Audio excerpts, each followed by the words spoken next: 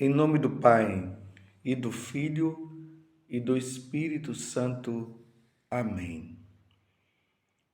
Naquele tempo, disse Jesus aos seus discípulos: Quando orardes, não useis muitas palavras como fazem os pagãos.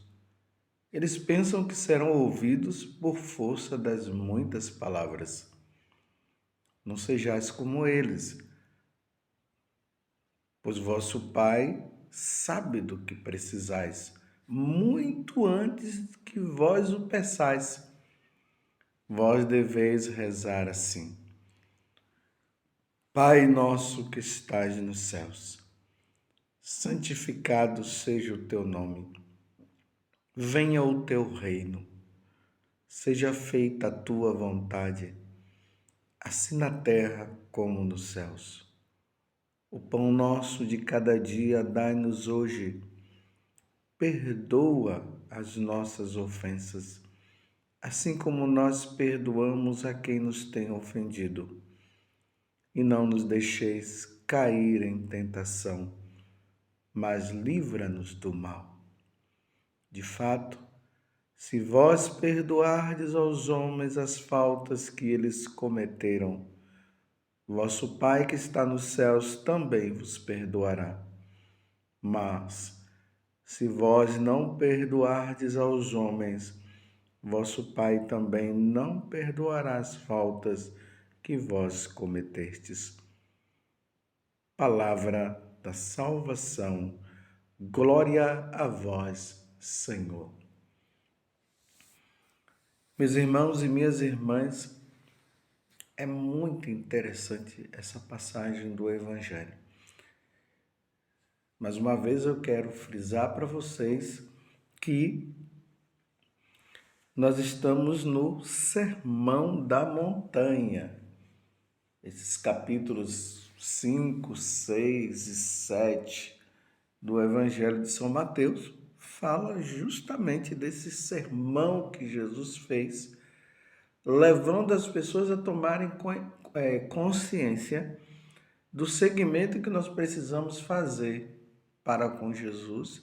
E neste segmento exige também a santidade. Há um caminho de santidade a fazer. Não basta somente erguer os braços para Jesus e dizer: Senhor, te aceito como meu Salvador e Senhor, e ponto final, e acabou. E agora que eu aceitei Jesus como meu Salvador, Ele está pronto para resolver todos os meus problemas, mas acabo por não praticar o que Ele pede. Tempo perdido. Infelizmente, essa foi uma das coisas que Martinho Lutero fez. Ele disse que basta ter fé. Tendo fé em Jesus, as outras coisas são resolvidas. Não tem problema se você adultera, não tem problema se você rouba, não tem. No final, todo mundo vai ser salvo e ponto final. E não é bem assim. É preciso que nós cooperemos com a graça de Deus. Não são. Temos que cooperar. Deus, ele nos encaminha e ele nos dá a graça para que nós possamos ganhar esta salvação. Por isso que lá no próprio Evangelho de São Mateus, lá no capítulo 24, quando Jesus vai falar a respeito da sua segunda vinda, ele diz que vai separar os cordeiros das ovelhas. As ovelhas vão ficar à esquerda e os cabritos, né? Não é o cordeiro, são os cabritos, vão ficar à esquerda. Porque estive com fome e não me deste de comer, tive fome e não me deste de beber. Então, aqueles que tiveram fome e as pessoas não deram a comida para ela, até mesmo por maldade, não ganharão o reino dos céus. Então, aqui está se falando o quê? De um pecado. A pessoa não cometeu o pecado, por isso, ou ela cometeu o pecado, por isso não vai se salvar. Na doutrina aí dos protestantes, Martim Lutero dizia que Deus não leva em conta o nosso pecado, não. O importante é aceitar Jesus como Salvador. E aí voltemos para o Evangelho de hoje, né? Nesse caminho de santidade, como eu havia falado, a santidade consiste em cooperar com a graça de Deus. Nós precisamos ser santos. E Jesus ele vai bem de forma assim simples, fala da oração, que nós não devemos multiplicar as nossas orações, porque os pagãos é que fazem assim, mas Deus já sabe tudo que nós vamos pedir. Ele não está dizendo que não é para pedir, ele está dizendo que não é para ficar assim achando que é pela força, pelo grito que vai receber alguma coisa. Aí ele ensina a oração do Pai Nosso. Então, quando vocês forem rezar, reze essa oração aqui e nela já está contido tudo que é necessário. Aí no final, depois de ele ter ensinado a oração do Pai Nosso, aí ele diz assim: de fato, se vós perdoardes aos homens as faltas que eles cometeram, vosso Pai que está nos céus também vos perdoará. Está vendo a condição? Se eu perdoar as faltas que os outros cometeram, o Pai também vai perdoar. Mas, se vós não perdoardes aos homens, vosso Pai também não perdoará as faltas que vós cometeste. Compreendeu o que ele está dizendo? Então vamos dizer assim: coloque uma lista de pessoas que fizeram o mal, que fazem o mal. Claro que quando nós nos deparamos com esta situação, causa um sentimento ruim dentro de nós. Mas aqui está a importância do entendimento desta questão. Nós não vamos amar o mal que aquela pessoa fez. Nós vamos amar a pessoa. Então, a pessoa, na sua fragilidade, ou até mesmo na sua maldade mesmo, ela fez o mal para você. Ela fez o mal para mim. Mas Jesus está dizendo que eu devo perdoá-la. Principalmente quando a pessoa vem e pede o perdão. Se lembram de Pedro, quando disse: Senhor, quantas vezes devo perdoar? Até 7 vezes? Jesus: não, até 70 vezes, 7 vezes, para dizer infinitamente nós devemos perdoar. Você pode entrar numa situação de vitimismo, mas como é que eu vou perdoar aquela pessoa que me fez o mal e fez aquela coisa toda? Aí nós temos que olhar para Deus. E quando nós olhamos para Deus e vemos também que nós o ofendemos, até com os pecados gravíssimos, não é aqueles pecadinhos, não, pecados gravíssimos. E nós nos dirigimos a Deus ali no sacramento da confissão e nós dizemos: Senhor, me perdoa por eu ter matado.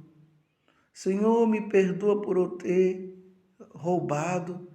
Senhor, me perdoa por eu ter adulterado. Senhor, me perdoa porque eu não agi bem com os meus pais. Olha, Senhor, me perdoa porque eu não te amei. Eu não te coloquei em primeiro lugar, eu coloquei as coisas em primeiro lugar. Senhor, me perdoa por eu ter faltado à missa no domingo. Senhor, me perdoa por eu ter brincado com o teu nome.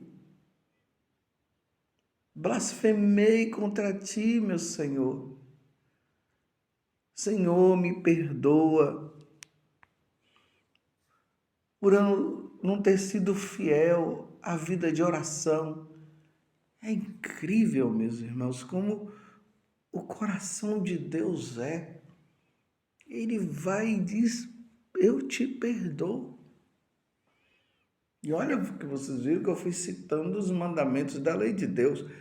Porque quando nós infringimos os mandamentos da lei de Deus, que são pecados gravíssimos, era para Deus não nos dar o perdão.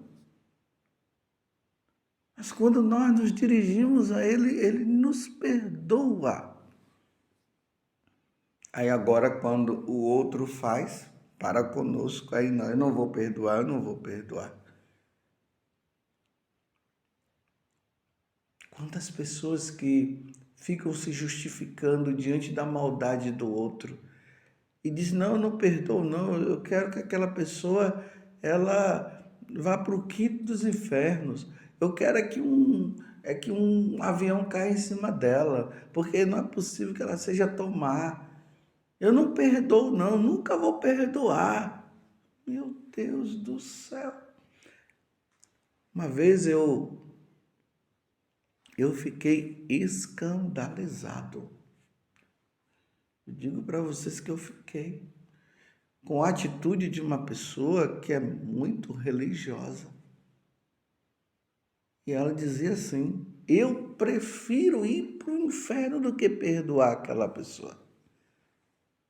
Imagina, pessoa que prega o evangelho, uma pessoa que está ali à frente, é um líder. Ele usou essa expressão, mas ele não falou brincando, não. Ele estava falando com seriedade. Eu prefiro, isso ele dizendo, ir para o inferno do que perdoar aquela pessoa. Aí um dia eu fui lá e chamei a atenção dela, disse, olha, quero te falar uma coisa como padre. Uma vez que você falou que você prefere ir para o inferno do que perdoar aquela pessoa, para o inferno tu irás. Porque no céu não se entra pessoa que não deu o perdão. Porque se Jesus está dizendo assim, aqui no final, mas se vós não perdoardes aos homens, vosso Pai também não perdoará as faltas que vós cometestes. Então significa que uma vez que o Pai não perdoa as faltas que cometestes, então vai para o inferno. Se Deus não deu perdão, claro, um coração endurecido, a pessoa não quer perdoar. O Pai perdoa, ele não quer perdoar, então ele vai para o inferno. Você quer ir para o inferno, meu filho? E minha filha, você quer ir para o inferno uma vez que você está dizendo que você não vai perdoar? Graças a Deus, essa pessoa depois ela refletiu e ela disse que iria perdoar. Espero que tenha falado com sinceridade. Espero. Porque se foi apenas algo do momento, porque aqui tem uma coisa, meus irmãos, o tentador, o diabo, a antiga serpente, Satanás, como diz lá no livro do Apocalipse, ele faz com que nós lembremos ou relembremos as situações. Por exemplo, muitas vezes nós dizemos, eu perdoo, está perdoado, porque o perdão é um ato de vontade. Quando você diz, quando eu digo, está perdoado, está perdoado. Mas o demônio fica fazendo a pessoa relembrar as situações. Quando você encontra aquela pessoa, aí vem a mente, né? Ele vai excitando, ele vai dizendo, tá vendo, aquela pessoa fez o mal para você, não sei o quê, não perdoa não. Aí a pessoa vai se deixando levar por aquela lembrança e lá no fundo a pessoa diz, não vou perdoar não. Se não perdoar, Deus não perdoa. Estão entendendo, meus irmãos, que não basta somente dizer, eu aceitei Jesus como meu único Salvador. como meu único Senhor, e eu adoro Jesus, Jesus é tudo para mim, aquela coisa toda. Mas na hora de perdoar, não dá o perdão, isso é fingimento. É puro fingimento. Como irás se salvar sem dar o devido perdão? Eu sei que tem pessoas que viveu situações muito difíceis, que humanamente não teria como a pessoa dar esse perdão. Mas peça o Espírito Santo. Peça força a Deus. Diga ao Senhor, Senhor, olha, com minhas forças eu não consigo não. E quando eu relembro, me dá uma coisa aqui dentro de mim, me ajuda, meu Deus, me ajuda. Tá vendo esse pedido que você está fazendo? Isso aqui é uma oração. Deus vai te conceder a graça, ou melhor, Ele já te deu a graça.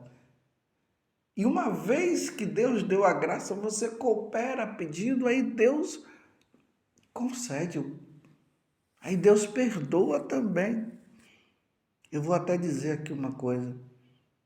Se humanamente você não consegue, mas você está pedindo, mas você não está conseguindo, mas você está pedindo, você está se humilhando, Deus os perdoará pelo fato de você estar querendo. Agora, se entrega dizendo eu não vou perdoar, eu não consigo, aí já começa dizendo assim, eu não consigo. Mas se você não consegue, então você está frito. Se você está se entregando, dizendo, não tem mais jeito, não vai ter jeito. Peçamos, meus irmãos, no dia de hoje, esta graça. Não vamos nos colocar numa situação de vitimismo. O vitimismo não faz parte do catolicismo. O vitimismo não. O que faz parte do catolicismo é enfrentar as diversas situações. Imagina que coisa maravilhosa, né? Aquela pessoa que te fez o mal, que você dizia que não ia perdoar, que você não queria ver essa pessoa nem pintada na tua frente, que você desprezava, que você desejava o mal. Como tem pessoas até que vão nessas religiões aí, naturais, e vão lá para pedir lá para aqueles líderes religiosos para fazer o mal para aquela pessoa que fez o mal para ela. Imagina! E depois de você ter vivido tudo isso e hoje você olha para aquela pessoa, depois de você ter pedido a Deus a graça e você conseguiu perdoar, e você olha para aquela pessoa sem aqueles ressentimentos, sem aquelas coisas dentro de você, talvez até o relacionamento não volte a ser igual como antes. Mas você consegue olhar para aquela pessoa e se ela pede um copo de água, você dá. Se ela pede um alimento ali, se ela está necessitada, você vai lá e ajuda. Apesar de ela ter feito tanto mal para você, meu Deus, isso é vitória. Você está compreendendo? Isso é vitória. É digno do reino dos céus. Imagina você chegar lá no céu, sendo aplaudido pelos diversos santos e anjos que estão lá, e Deus, a Santíssima Trindade, da maior alegria, dizendo: esse daqui perdoou aquela maldade que o outro fez. Vinde bendito de meu Pai. Compreendeu como é que as coisas se dão? Agora, se não perdoar, ele vai dizer: afastai-vos de mim. Você não é digno de estar aqui no céu porque você só fez odiar. E o que é que você vai fazer? Vai se defender? Não, mas Senhor, ele fez tanto mal para mim. Tanto mal você fez para mim, eu te perdoei. Por que que você agora não quer perdoar? Estão vendo a lógica, meus irmãos? Estou entendendo que nesse sermão da montanha, o Senhor pede de nós esta graça da santidade, e isto é santidade. De fato, se vós perdoardes aos homens as faltas que eles cometeram, vosso Pai que está nos céus também vos perdoará. Mas se vós não perdoardes aos homens, vosso Pai também não perdoará as faltas que vós cometestes. Ó Virgem Santíssima, não permitais que eu viva e nem morra em pecado mortal. Em pecado mortal eu não hei de morrer, porque a Virgem Santíssima há de me valer. Valei-me, Virgem Santíssima. Louvado seja nosso Senhor Jesus Cristo, para sempre seja louvado, e a sua mãe, Maria Santíssima.